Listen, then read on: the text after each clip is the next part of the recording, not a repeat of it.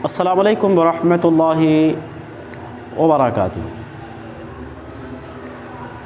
हामिदन व मुसल्लियन अम्मा बअद फ़क़द क़ाल अल्लाहु तआला फ़ी कलामिहिल मजीद अऊज़ु बिल्लाहि मिनश शैतानिर रजीम व इज़ा मरिज़्तु फ़हुवा यशफ़ीन। मुअज़्ज़ज़ नाज़रीन, आज आपकी खिदमत में तिब्ब नबवी की 21वीं नशिस्त लेकर के मैं हाज़िर हुआ हूँ। रब्बुल आलमीन से दुआ है कि बारे इलाहा इस कहने वाले को कहने से ज़्यादा और सुनने वालों को सुनने से ज़्यादा अमल की तौफ़ीक़ अनायत फ़रमाए और तिब्ब नबवी से भरपूर फ़ायदा उठाने की भी तौफ़ीक़ अनायत फ़रमाए, आमीन।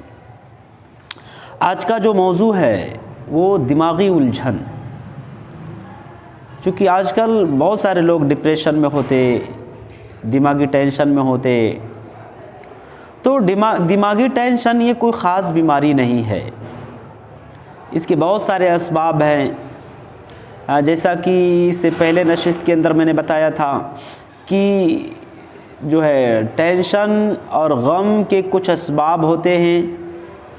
किसी का कोई दबाव हो, किसी का कोई लेन देन हो, माशी परेशानी हो, रिश्तों का मसला हो, आपसी ताल्लुकात में कुछ कमी हो, कुछ प्रॉब्लम हो, या इस तरीके से शादी का मामला हो, तो इंसान इन तमाम मसलों को लेकर के बहुत ज़्यादा टेंशन में, बहुत ज़्यादा डिप्रेशन में हो जाता है। तो अगर डिप्रेशन के असबाब यही हैं, माशियात हैं, रिश्ते हैं, आपसी ताल्लुकात हैं, तो सबसे पहले मुसलमानों हमें किसी भी मसले में, बड़े से बड़े परेशानी में, बड़े से बड़ी मुसीबत में घबराना नहीं चाहिए। रब्बुल आलमीन पर भरोसा रखना चाहिए, उस पर यकीन रखना चाहिए, उस पर तवक्कुल रखना चाहिए और उससे दुआए खैर करते रहना चाहिए। रब्बुल आलमीन की किब्रियाई बयान करना चाहिए, रब्बुल आलमीन की पाकी बयान करना चाहिए। आपको मालूम होना चाहिए कि जब आप रब्बुल आलमीन की बड़ाई बयान करेंगे, रब्बुल आलमीन की किब्रियाई का तज़किरा करेंगे, रब्बुल आलमीन का जो है अज़कार करेंगे, रब्बुल आलमीन की पाकी बयान करेंगे, यकीनन आपके सारे गम, आपकी सारी उलझनें, आपके सारे प्रॉब्लम्स, आपके सारे मुश्किलात बड़े आसानी से हल हो जाएंगे। आपको बड़ा सुकून मिलेगा, क़ल्बी सुकून, दिली सुकून आपको हासिल होगा। क्योंकि रब्बुल आलमीन ने कुरान मजीद के अंदर ये वादा किया, अला बिज़िक्रिल्लाहि तत्मइन्नुल क़ुलूब, दिलों को सुकून, दिमाग को राहत, इंसान को चैनो सुकून जो है रब्बुल आलमीन की किब्रियाई में मिलेगी, रब्बुल आलमीन के ज़िक्र में मिलेगा, रब्बुल आलमीन की तस्बीहात व तहलीलात में मिलेंगे, रब्बुल आलमीन की पाकी बयान करने में ही दिलों को चैन और सुकून मिलेगा।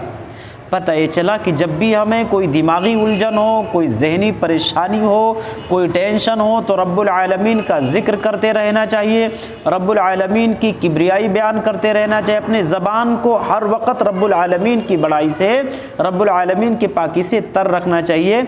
ये मेरा अपना आज़माया हुआ अमल है, इंशाअल्लाह अज़ीम आपको दिली सुकून हासिल होगा।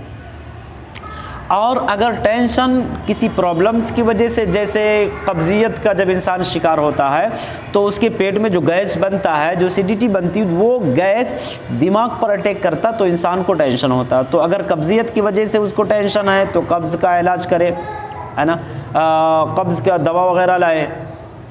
और अगर उसको दिल की कमज़ोरी या दिमागी कमज़ोरी है तो ऐसी हालत में दिल और दिमाग को ताकत पहुँचाने वाली दवाओं का इस्तेमाल करें, है ना। और कब्ज़ियत के लिए जैसे कोई चूरन वगैरह आप ले लें, जैसे मिक्स पाउडर है या कायम चूरन है या इसी तरीके से हिमालय या और कोई भी चूरन, है ना, पेट साफ़ करने वाला कोई भी चूरन इस्तेमाल करें। लेकिन इन तमाम चीज़ों के इस्तेमाल से पहले आपको ये करना होगा कि खाने के बाद कम से कम 1 घंटा पानी नहीं लेना होगा। खाना खाइए आप और उतना पानी लीजिए जितने से आपके ये खाने की जो नली है वो साफ़ हो जाए। बाकी ज़्यादा पानी تقریباً کھانے کے 1 گھنٹہ کے بعد لیں، انشاءاللہ العظیم قبض کے لیے آپ کو کوئی دوا کھانے کی ضرورت نہیں ہوگی۔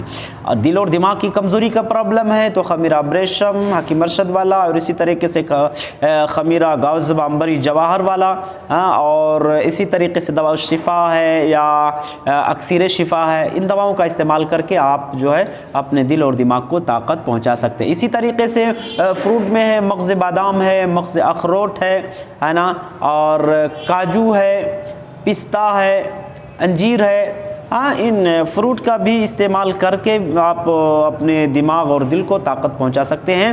اور اسی طریقے سے آنولا، بالخصوص آنولا، اگر دل کی کمزوری ہے تو آنولا کے استعمال کرنے سے، یعنی ایسا چورن جس میں آنولا کا استعمال ہوا ہو تو آنولا والا چورن اگر آپ استعمال کرتے ہیں، یا ایسے آنولا ہی آپ اس کی پھکی بنا لیں اور خود ہی گھر پہ پھکی بنا کر کے آنولا کا، اور اس کو آپ استعمال کر سکتے ہیں انشاءاللہ تعالیٰ۔ اس سے آپ کا جو ہے دل اور دماغ کی کمزوری دور ہو جائے گی، اور جب دل و دماغ کی کمزوری دور ہوگی انشاءاللہ تعالیٰ تو ذہنی الجھن، دماغی ٹینشن انشاءاللہ العظیم دور ہو جائے گا۔ لیکن سب سے پہلے رب العالمین پر یقین، رب العالمین کی ذکر، رب العالمین کا بڑائی۔